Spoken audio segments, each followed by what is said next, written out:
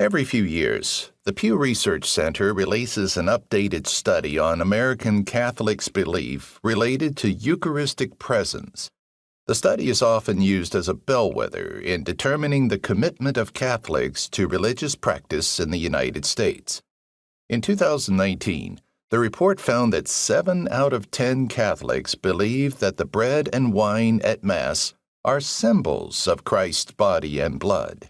Only 31% of Catholics in the same study professed faith that the bread and the wine become the actual body and blood of Christ. Within U.S. Catholicism, the reactions to the study are similar each time Pew releases its most recent findings. Some Catholics call for a renewed catechesis of the Eucharist, scandalized that so many do not understand the doctrine of real presence and transubstantiation. In 2019, Bishop Robert Barron expressed anger that the Church has consistently failed in expressing the basics of this doctrine to the faithful.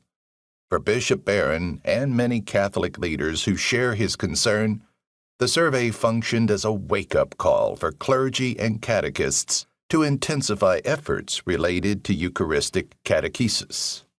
Others are critical of the study. Dr. Mark Gray, a Catholic sociologist, has drawn attention to the imprecise theological language in the survey.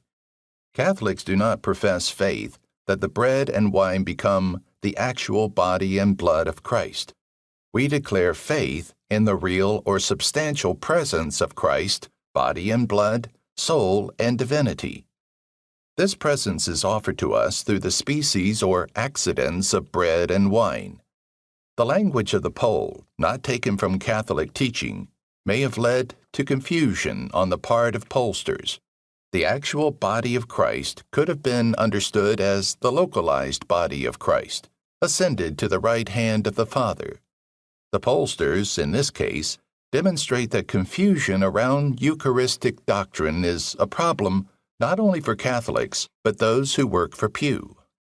Lastly, others celebrate the results of the poll.